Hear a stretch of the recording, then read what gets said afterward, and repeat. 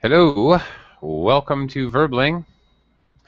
Hi there, I am Teacher Oakley, and today we will conclude our little mini-series which we've been conducting for the last 4 days at this time, talking about the TOEFL speaking test. Today we're going to talk about specifically questions 5 and 6. The TOEFL speaking test consists of 6 questions. 1 and 2 are independent questions. 3 through 6 are called integrated questions because they also, 3 and 4 have reading and listening and then speaking. Questions 5 and 6 we're going to look at today.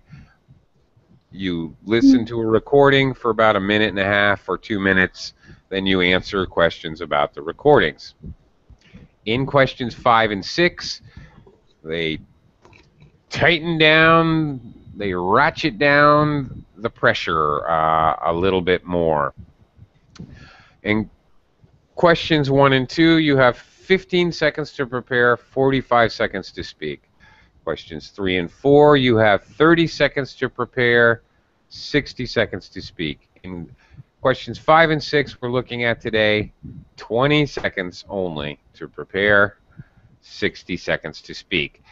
And frankly, especially question number 5, they ask you to do a lot more in that 60 seconds than they do in questions 3 and 4. You have a lot to do. Question 5, the actual challenge is you really won't have a problem, or you shouldn't have a problem thinking about how much to say to fill the minute. Actually, That's it. Sorry. Actually, the challenge is in question 5. The real challenge is how to condense your material to fit in that minute. Really, they ask you to speak about enough stuff to take 2 or 3 minutes, but you got to crush it down, compact it, compress it into 1 minute, which is actually the challenge. Okay. Hi, Heidi. I'm sorry, before it was just 1 minute before 3. Then I set my stock price a little higher to sell, but it's finished, so I changed my stock price. Then suddenly Google Chrome closed. I was kicked out. Right? Last class? Yeah. Yeah, I don't know. You disappeared when there was like a minute or two left. Because stock market was about to close. I wanted to sell my stock. Oh. Then I corrected my price a little lower. Oh, shoot. Suddenly, Google Chrome closed. I was kicked out from both sides, my stock side and even the bubbling side. Well, I don't know. I don't think one has to do with the other. I hope not. I said this is nowadays it's very hot, so hot temperature affects the computer. It's getting mad. Yeah. Yeah, I forgot to pose that question to the class. I was going to ask the class, does that really happen? Oh, Nader might know. Nader. Yes. Here's a weird question for you. You live where it's really hot. Does a temperature, especially hot temperature, affect computer performance? Yes. Yeah. Sure, because you know your processor depends on the cooling. If you can cool it well, it can perform better. So you have to give it air ventilation or something. If you can keep your computer cool, you can get better performance for sure. There you go, Heidi. Yeah, actually, I know the answer to that. That's why the big servers are always in really air-conditioned, very, very cool rooms. If you've ever seen a giant server, they always keep it. It's really deeply air-conditioned. It's very, very cool, colder than normal room temperature. Right? Yeah, I knew that, actually. Okay, anyway. So, one final one. Someone who has a breast neck to do something has no sense of shame about what they do. This I have already checked. Okay. This one was from the last class. Yeah, from the last class. Can you say that again? Someone who has a breast neck to do something has no sense of shame about what they do. Ah, okay. They're brassy. They're very bold. All right. Okay. Well, okay, that makes perfect sense. That follows the whole sort of idiomatic idea of brass. All right. Thanks. Cheap. All right. See, we can all learn something. This is a British idiom, as you said. What's that? It's a British idiom, as you said. Yeah. I assumed as much. Okay, let's take a look at an example of a question number 5 here on the TOEFL test. Keeping in mind what I talked about, that you really need to compress your ideas. And you need to practice this a lot. And again, you're going to be fighting the clock. In order to get everything done, you're going to have to practice how to do this so you can manage to stay within the time limits. Okay. First of all, question 5, you're going to have a narrator come on, and he's simply going to say, listen to a conversation between two students. It's always going to be a man and a woman so that you can differentiate them when you're speaking. Okay. Nader, would you please read this with me? And Heidi, listen carefully, please. Nader and I are going to play the part of the man and the woman. So, Nader, you can be the man. I will be the woman. It looks like I've got a big problem on my hands. Yeah? What's wrong? I think I've overbooked myself this semester. I took 5 classes and 2 of them are really demanding. I have 2 really big projects due, and I don't think I can do both of them. Oh no. Really sounds like you got a lot of stuff on your plate. Have you talked to your professors yet? No, I don't see how that would help. Well, you could ask for an extension. Last semester, I asked Professor Miller for an extension on my psychology project. She was really nice about it and gave me 2 more weeks to finish it.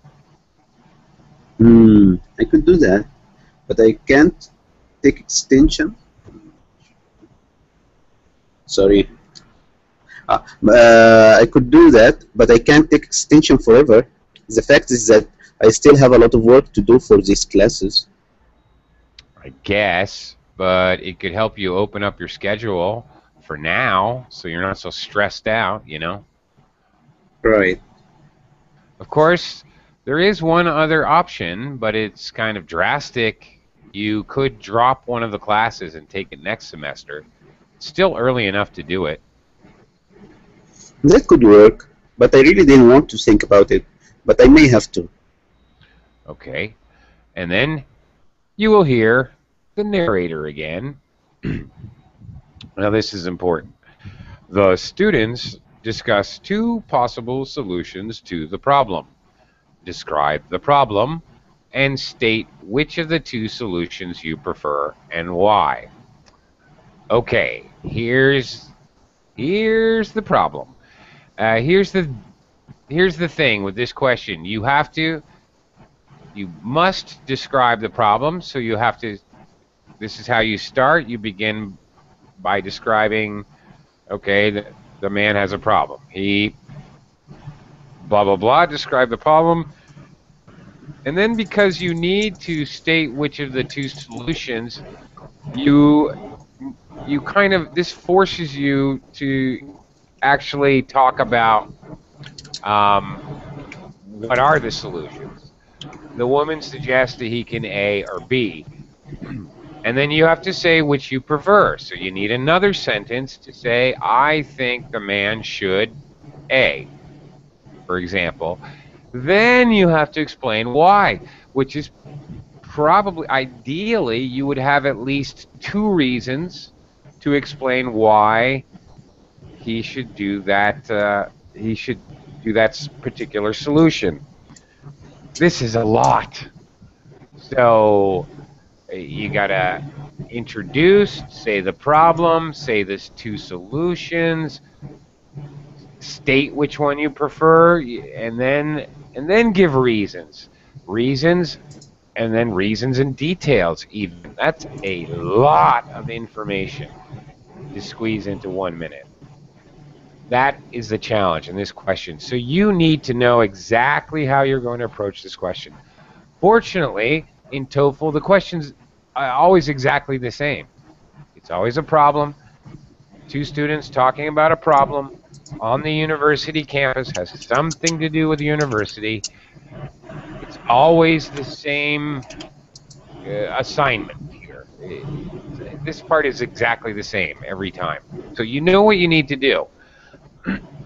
Again, it takes lots of practice to figure out how to do this.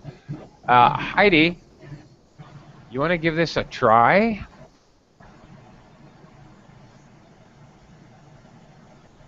Yes, but I missed most important part. You did.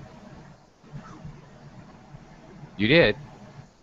Yeah, the first part.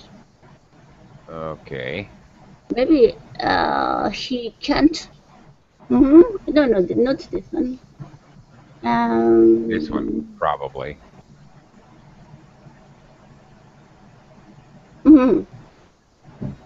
He's overbooked with 5 classes.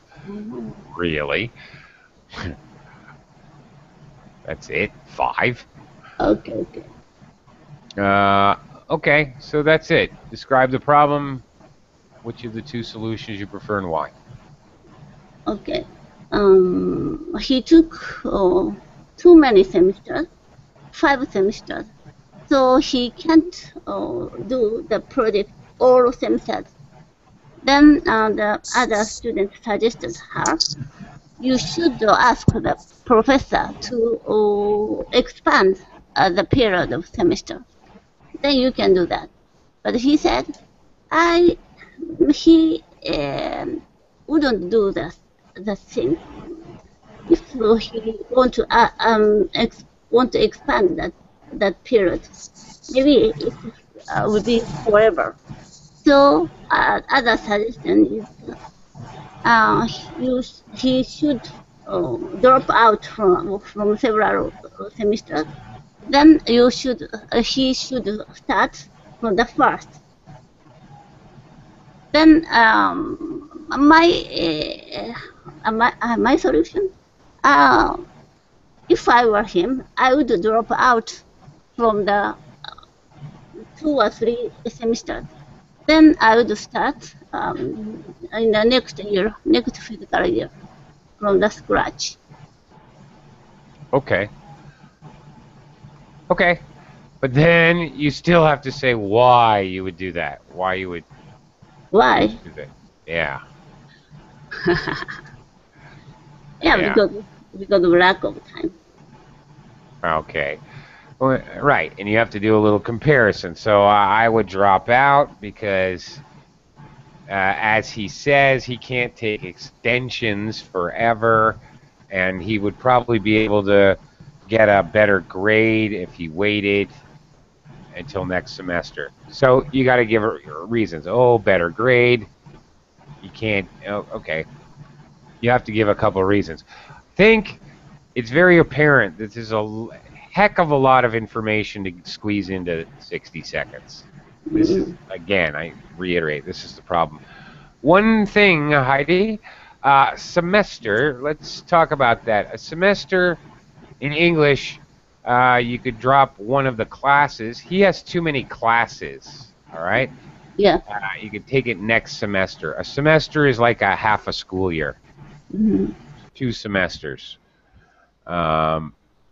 So, yeah, that's the time period. Usually, one class, for example, in university takes 1 semester, and the class is over. Okay. Term. Sorry? Term. Term. Yep, that's another way to put it. That's another word we use. Correct. Okay.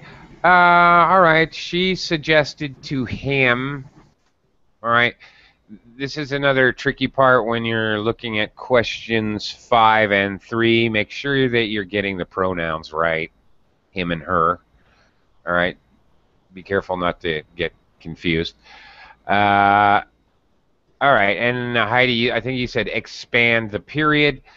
That's not entirely wrong, but a more common collocation would be to extend the deadline. That's kind of yeah, deadline is just a better word. Okay, so here is a template. Again, remember there's two solutions. There is no wrong or right answer. Whatever makes no difference. That has nothing to do with your score. Okay. There's no wrong or right answer. Whatever you can think of a reason why may not even be what your choice really is, but whatever's easier to give a reason for, pick that one. Okay, so you've got a lot to do. State the problem. Okay, the man's problem is that he has two projects due at the same time. I believe you could say the man has overbooked himself with classes. Okay, I think that would equally be the problem. I actually think that's better. That's really the problem. He has too many classes. Then you have to state the solutions. His friend, the woman, whatever, offers, suggests, gives, recommends two possible solutions. He can ask for an extension or he can drop the class. Notice how concise and direct this answer is. This is what I want you to notice here, this example. Okay, we are signaling, we are being very careful to be cohesive and to signal what we're about to say. Okay, his friend offers two possible solutions. Pretty much you know you're going to say that on the test. You don't have to think about that when it comes to the test. You're going to say that. And then he can do this or he can do that. Keep it very quick. This is a very common mistake here in question 5. Many people get caught up in details explaining the possible solutions. You don't have time for that. You really don't. You've just got to quickly state them. You must state your preference again using transitions. I think, I believe, in my opinion. Okay. Asking for an extension is a better solution. Then, all right, reason 1, reason 2, an extension is better because dropping the class is too drastic.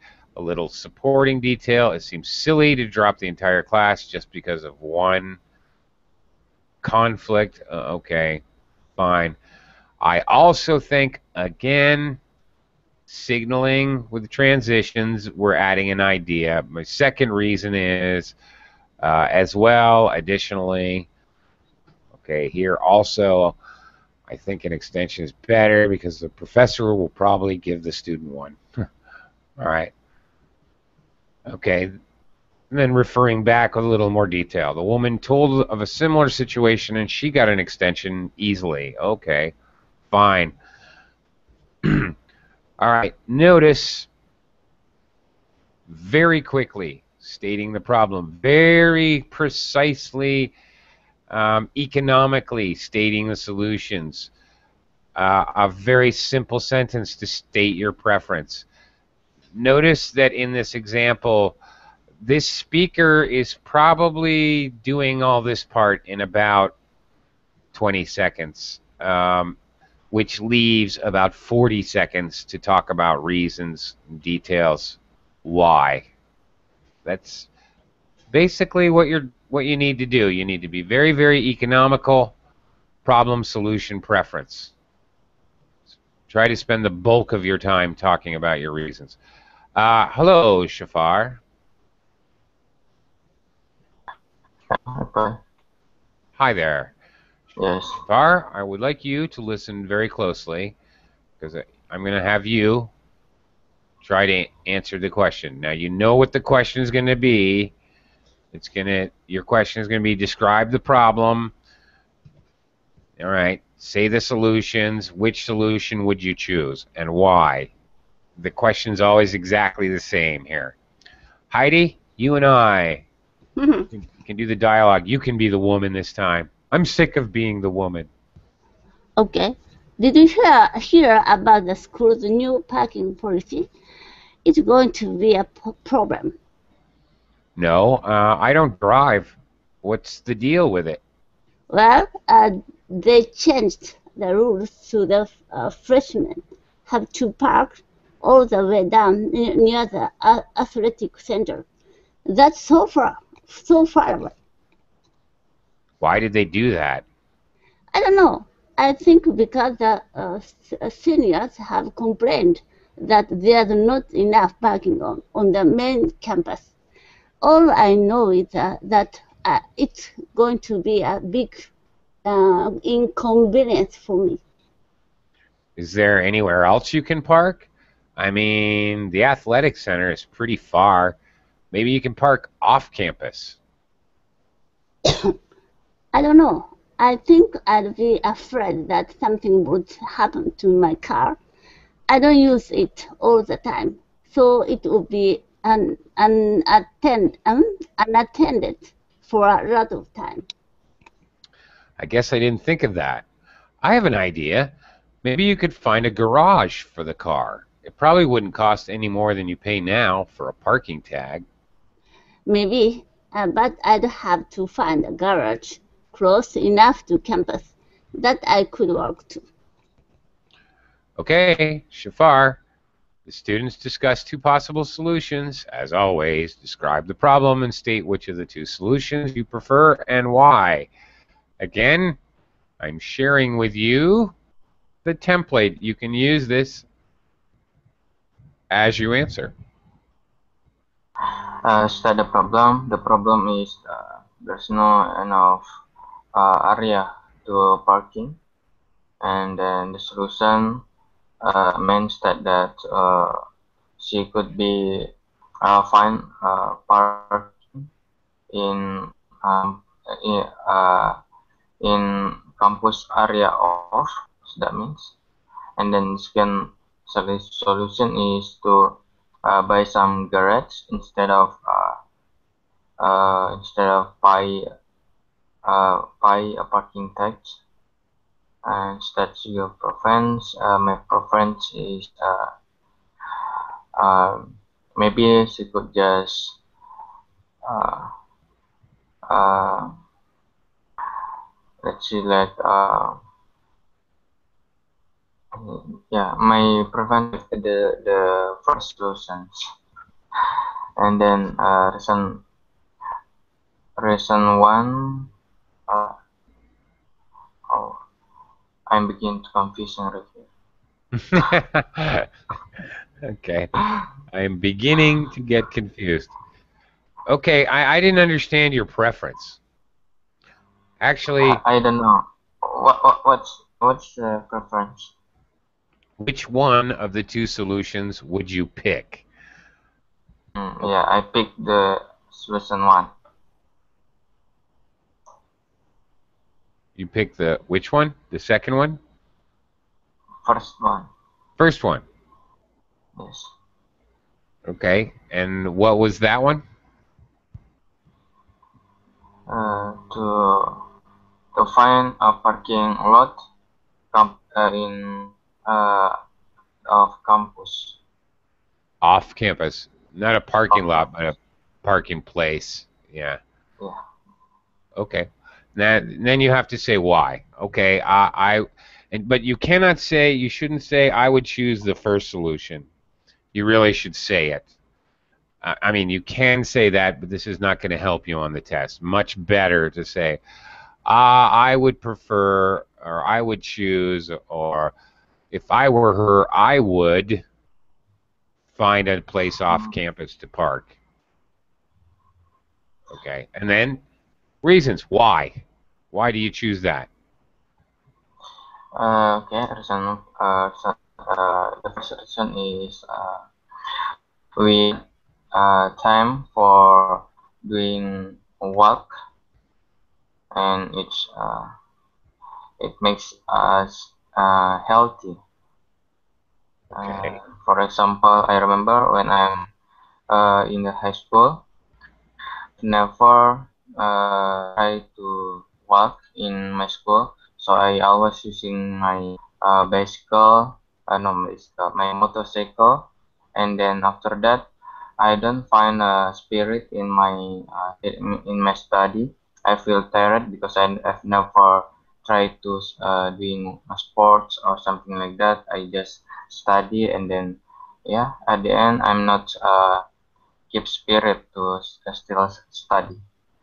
Reason two is maybe uh, it's good to prevent the extension, because if we are, for example, if we are still colleges, or I mean a student, we don't have to pay too much, and then if it's very lucky if we are not doing job, or we don't have income, so it's become more easily to not pay too much, not wasting money in campus. Okay, Uh, not pay too much money. Okay, well, that was a lot of material. Now, here's the problem. In TOEFL, you're going to have 60 seconds. So, if you're talking for 2 minutes, you're never going to get to the most important part, which is the reason in detail. This is the most important part of this question. This is really what they're scoring. This is basically to show you're organizing. The first part is just to show you can organize your speech. Let me try to do this question, okay? See if I can kind of give you an example of what I'm talking about. Uh, okay, the woman has a problem because the university has announced that freshmen must park near the athletic center, which is very far away. The man thinks she can find some off-campus parking, or find a garage where she can regularly park her car. I think that she should just find some off-campus parking, because normally a garage is going to cost a lot of money, which students just don't have. And secondly, usually the area around a university campus is fairly safe from crime, because there's a number of security guards around the campus. Boom, that's it, done.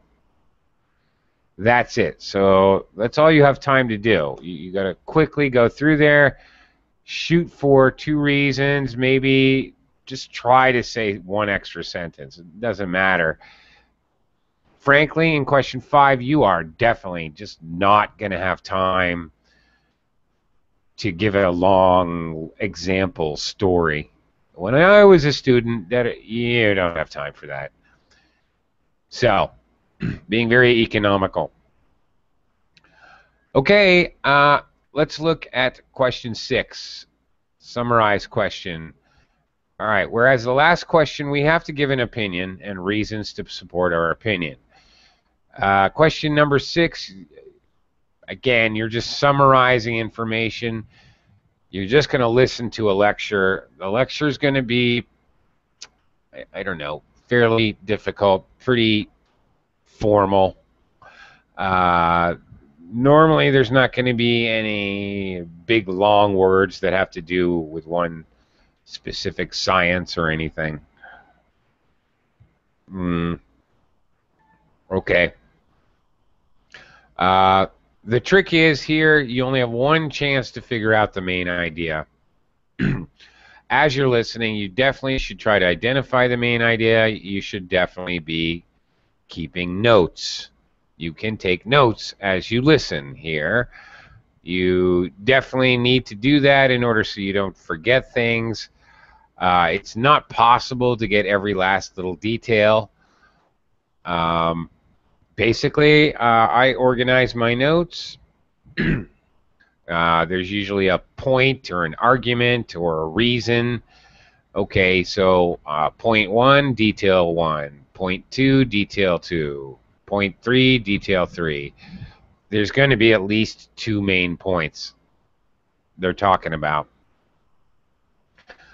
Okay, here's what happens. The narrator says, "Listen to a lecture given in a sociology class." Yeah, that's what he sounds like. Yes, I remember. Pretty good, right? I've been practicing that. Okay, and here's the lecture, so listen carefully.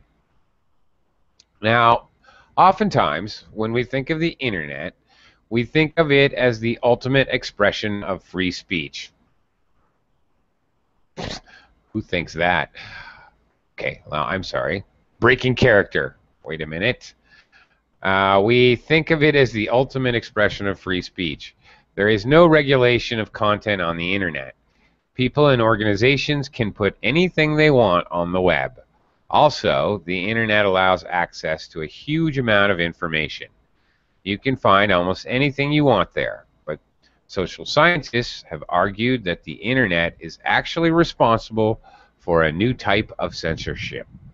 In most cases, censorship involves a suppression of ideas, but the internet censors material in a different way.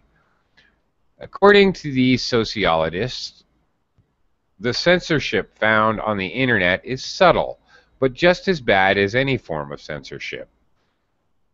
Basically, the internet censors viewpoints by having too much information.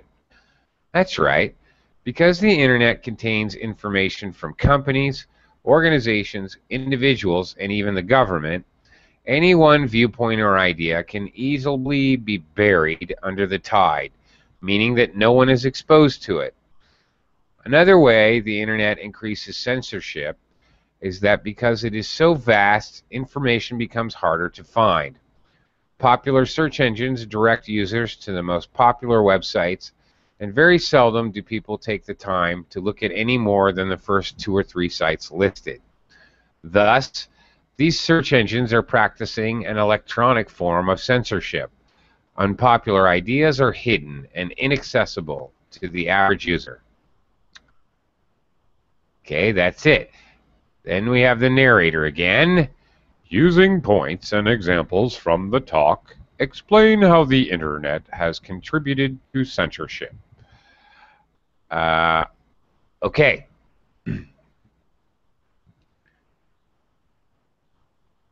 Let's try this one out. Shafar, give it a shot.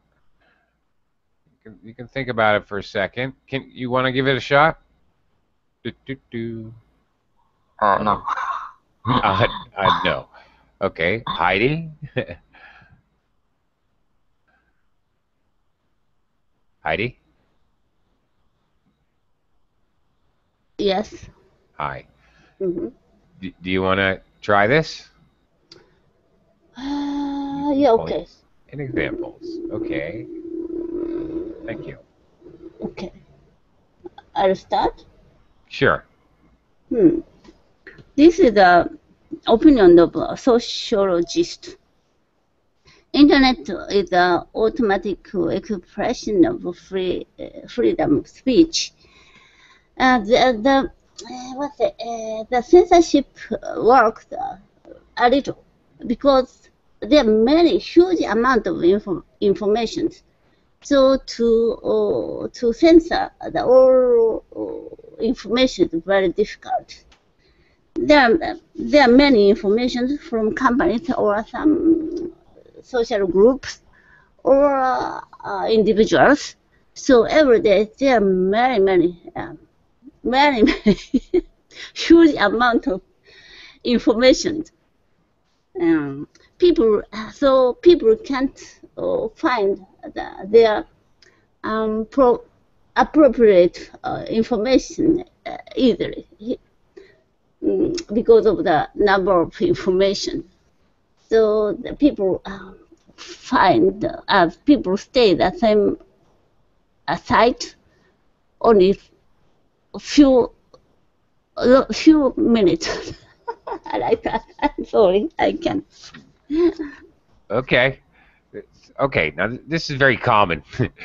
People are going along, you're doing very, very well, and then, I don't know, they just stress out, or I don't know what happens, but it's very, very common to be doing very well, and then the last point, you kind of fall apart. Okay, you were doing great. Okay, again, the more important part is the reasons, or the points, the key points that are made. So make sure you state the main idea right away, which actually you did. All right, let's look at a template to talk about this as an example. State the main idea.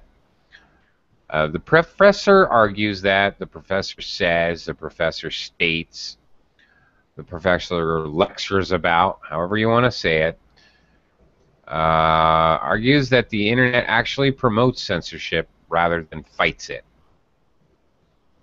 Okay, that's the topic. The topic is the internet. The controlling idea is censorship. Just include internet and censorship, and there you go. You're okay. Then you jump right into your reasons. Now, look what we're doing here. The first reason, okay, definitely, again, you need to use these transitions or discourse markers to organize your speech. It is absolutely crucial in this TOEFL test. It is impossible to get even a half decent score without doing this. The first reason given by the professor is that the internet has so much information on it, and then some detail. Very similar to what Heidi said, actually. Okay, internet contains information from a wide variety of sources, including the government and companies. Okay, la da da da. Now, this is the tricky part in question 6. This is the thing you have to remember. It's a good idea to, after you give point or reason and detail, to link this point back to the main idea. For example, this censors information because the huge amount of information means that some views will never be heard. Okay. You don't have to say it exactly like that. You can say because there's so much information, some views will be buried under the sheer quantity of the amount of information. By the way, Heidi, amount of information. You can't say number of information, okay, because information is uncountable. Likewise, you can't say informations with an S. Okay, so here it is. Here's the phrase, amount of information. Okay, swell. All right. Reason 2. Furthermore, okay, here we are again, discourse markers. Moreover, furthermore, as well. Additionally, the internet makes it harder to find information. For example, all right, the professor states that search engines only show the most popular website, and then again linking it back. This contributes to censorship by leading users to a very small number of websites and hiding the other sites from them. Okay, that's basically, and in this piece there was there's basically well, not basically, there were 2 main points. Again, the golden rule of TOEFL, there's generally going to be 2 points, but not always. Sometimes there could be 3 or 4 points, and that is common in question 4, which is also a lecture. However, if there are more than 2 points, consider this. It's always better to talk about at least 2 points and be able to talk about it with detail rather than just kind of listing 4 points. So it's important that you, when you're making notes, that you hear at least 2 of the points. Okay, Shafar, you didn't want to do the last one. Now you're stuck with this one. So there. Here we go. Get ready. Make notes. Concentrate. We're going to listen to a talk in an anthropology class. Okay. Okay.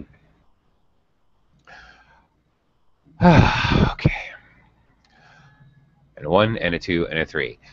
All cultures partake in certain rituals and ceremonies. Although these rituals and ceremonies may sometimes seem hard to decipher, the essence of these actions is representation. The motions and the items used in the ceremony or ritual stand in for or symbolize something else. Usually, the members of the ritual are trying to control or affect something that lies outside their power, such as the weather or the gods. So they must use symbols to stand in for it. For example, the Dieri people of Central Australia use a very symbolic rainmaking ceremony. First, the rainmakers are bled. Their blood drips into a hole in the ground, which represents rain dropping from the sky. Next, the rainmakers take 2 rounded stones, which stand for clouds, and carry them some distance away. They then place the stones high up in a tree, which symbolizes the height of the clouds in the sky. Or, for another example, there is the fairly common ceremony in which a victim is chosen to symbolize all the sins and wrongdoings of a culture. The victim is then cleansed either through a ritual bath or through death in order to wash away the sins of the people. In fact, this is where the term scapegoat comes from, because one culture used a goat as its ceremonial symbol. UK. Shafar, using points and examples from the talk, explain how the participants and items in a ritual represent other things. Okay. Using points and examples from the talk. Okay, you're going to explain how participants and items in a ritual represent other things. Shafar. Okay. Again, here's your template. Oh my God, how can I use Okay. it? First, the main idea. Okay. In my opinion, as an anthropology class, using symbol and anything like that is very commonly for reasons. People is a symbolic, so that they can express their expression to the symbol, to knowing to know the environment around them. And then the second reason, some people using symbolic is as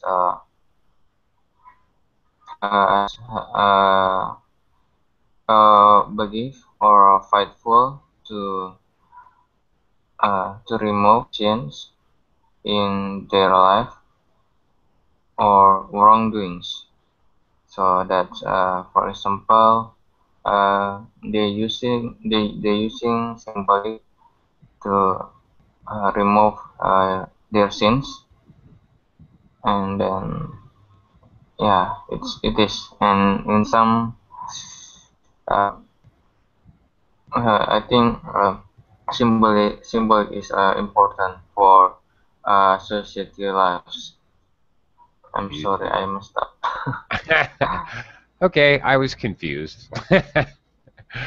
Okay, here is the thing. You've got to know how to approach this. Far, nice try, but frankly, you were quite obviously kind of lost and didn't know how to approach this. Okay, first, number one. This is going to be very common in question 6. The professor may explain an experiment. He may give an example to show what he means. He may talk about an experiment which shows what he means. Here he's giving a couple examples, right? He talks about some tribe in Australia, and then he talks about, in more general, that many cultures have symbolic ritual where they use one person to represent all the evils and sins of the society. Okay. All right. So how do we start out? A very good way to start out is to explain what he's doing. All right. Not only explain what he's talking about, but how is he doing it? For example, the professor uses a couple of examples to illustrate or to show. To illustrate works really well here because it works for anything. Examples, an experiment, he makes some points. It works for everything.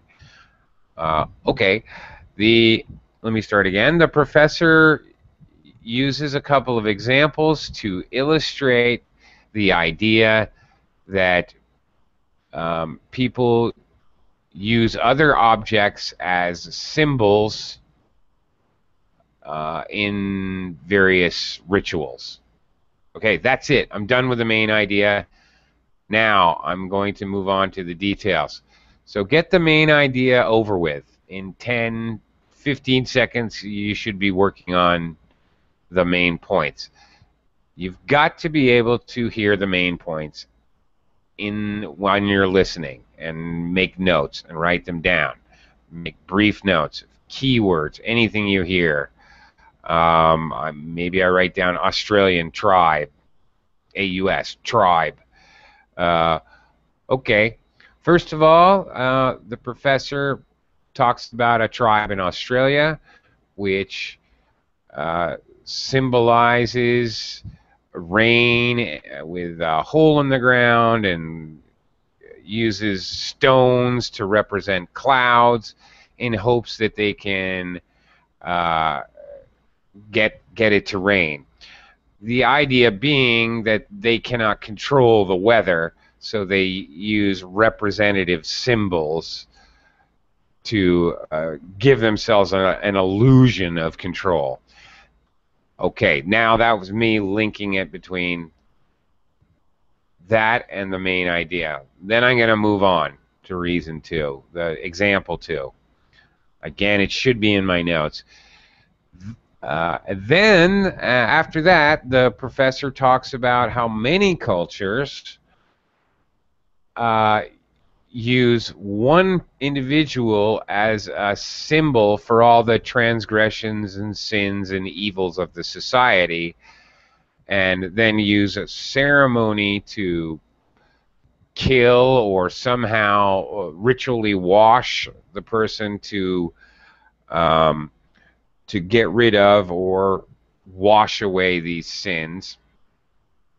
Again, in a symbolic way, to control an element of society which is beyond their control, actually. All right, that's linking it between the reason and the main idea. So that's the idea. It's really key to get this first phrase out there in a in a meaningful way. He's always giving points, giving examples, or talks about an experiment, again, which illustrates, what does it illustrate? The main idea. Notice the main idea. Okay, here is a common mistake. People are, I don't know, they're spacing out, they're not concentrating at the beginning of the listening. This happens a lot. This actually happens on listening tests a lot. You've got to be prepared to concentrate and listen immediately, because he's going to talk about the topic, the main idea, somewhere in his first paragraph. Of course, you can't see it. You will only hear. It is only audio. There's no transcript. You won't be able to see this at all. So you've got to listen very, very carefully, and there's no rewind. You can't listen to it again. If you miss it, it's gone forever and ever. So again, like here, all cultures partake in certain rituals and ceremonies. This is very normal. The topic is wham, right away. Okay. It then takes him a little while to get to the controlling idea. The motions and the items used in the ceremony or ritual stand in for or symbolize something else. All right. Okay, so in either case, the topic and controlling idea are somewhere near the very beginning of the lecture. This is normal, so be prepared to listen very carefully immediately. Okay, do you guys have any questions about number 6? Questions? Sometimes, you know, sometimes I've seen many examples where maybe there's 2 things and related to 2 other things. So they're presenting 2 things, but they're saying, okay, this relates with this and this way and this and that way. And then the other one relates to this and this way and this and that way. So essentially that means you have to talk about 4 things. This is actually very normal question, so be prepared for that. And in which case it makes it all that much more important to get that first sentence out and done with, finished, you know, in under 10 seconds, to give yourself time. You got to talk about 4 things. Reason, support. That's 8 sentences. That's pushing it. Most people speak about 8 sentences per minute on average, more or less. So, okay, if you have 2 things that relate to 2 things, it's a minimum of 9 sentences. I write some words, but I write down some words. But if when I writing down, I can't concentrate to listening. Mm-hmm. So which is better? Only listening, then understanding in my brain, or memorize a little? Well, that's a tough question. That's a very good question, but a very tough question, and it may be up to the individual. I'm a little hesitant to advise you because maybe what works for me wouldn't work for you. I personally, like most people, I struggled figuring out how to listen and take notes at the same time. Really listen and understand and take notes. Basically, I was just writing without looking at what I was writing. Sometimes I wouldn't even understand what I wrote because, you know, chicken scratch looked like nothing.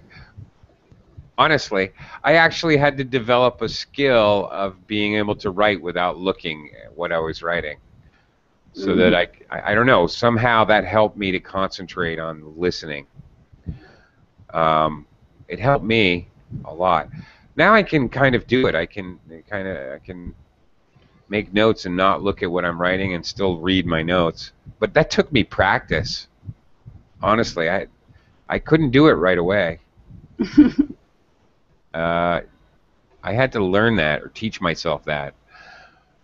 So it's tough. Yeah, you're absolutely right. But absolutely, certainly, even if you are making notes, there's no way you can write complete sentences or even complete phrases or clauses. You're only going to be writing down words or even abbreviations wherever I can. I abbreviate. You know, I wouldn't write Australian tribe. I'd write AUS, TRIB.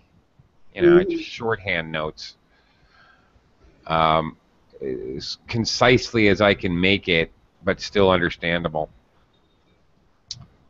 So you might have to play around with that idea and, you know, practice doing different things. See which one works for you. Okay, I have to go now. My time is up. Thank you very much. Thank you very Yes, much. thank you. Bye. Thank you. See you again Bye. soon. Bye-bye.